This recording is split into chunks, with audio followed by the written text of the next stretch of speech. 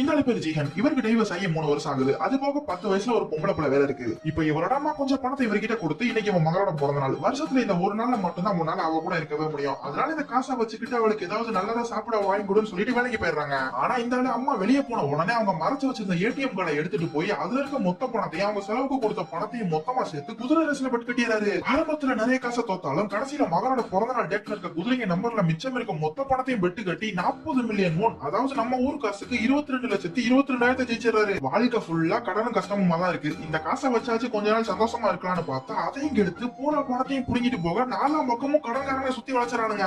ஆஹா, இவங்க கிட்ட மட்டும் மாட்டினோம்னா பூரா காசு நக்கிட்டு போயிடும். அதனால எப்படியாவது எஸ்கேப் ஆயிரம் தப்பிச்சு ஓட வழியில ஒரு பொண்ணு மேல இடிச்சு கீழே விழுந்துறாரு. அப்படியே அந்த பொண்ணுக்கு சாரி சொல்லிட்டு திரும்ப ஓடிடலாம்னு பார்த்தா கடன்காரனை வளைச்சு புடிச்சு பாத்ரூம்ல வச்சு லாக் பண்ணிடுறானுங்க. சரி, இவங்க கிட்ட அடி வாங்கி சாவறதுக்கு பதிலா ரேஸ்ல ஜெயிச்ச பணத்தை கொடுத்துடலாம்னு பார்த்தா கொஞ்ச நேரத்துக்கு முன்னாடி ஒரு பொண்ணு மேல மோதிரி படல. அவன் மொத்த காசையும் பாக்கெட் கழிச்சு திருடிட்டு போயிட்டா. அவ்வளவுதான். இதுல செம்ம காண்டான கடன்காரங்க இவரை அடிச்சு மூஞ்சி முறையெல்லாம் உடைச்சு அடுத்த மாசம் மட்டும் பணம் வரலன்னா கிட்னி எடுத்து வித்துருவான்னு மிரட்டிட்டு போயிடுறானுங்க. கடைசியில கையில மிச்சம் இருந்தா கொஞ்சோண்டு காசை வச்சு பொண்ணை ஒரு சின்ன ஹோட்டலுக்கு சாப்பிட கூட்டிட்டு போய் அவ கூட கொஞ்ச நேரமாச்சு சந்தோஷமா டைம் ஸ்பெண்ட் பண்றாரு. அடுத்து டாக்ஸி புடிச்சு போக கூட காசு இல்லாம புள்ளைய தோல்லே தூக்கிட்டு போய் அவ அம்மா வீட்டுல விட்டுட்டு என்னடா இது நமக்கு மட்டும் ஏன் லைஃப் இவ்வளவு கொடுமையா இருக்குன்னு ரயில்வே ஸ்டேஷன்ல உட்காந்து ஃபீல் பண்ணிட்டு இருக்காரு. இந்த நேரம் பார்த்து நல்லா கோட்டு சூட்லாம் போட்டுக்கிட்டு ஒரு ஆள் இவர்கிட்ட வந்து நீங்க என் கூட ஒரு கேம் விளையாடி ஜெயிச்சீங்கன்னா ஒவ்வொரு தடவை நீங்க வின் பண்ணும் போது உங்களுக்கு எக்கச்சக்கமான பணத்தை நான் தருவேன்னு சொல்றாரு. அடுத்து என்ன ஆச்சுன்னு நெக்ஸ்ட் பார்ட்ல பார்க்கலாம்.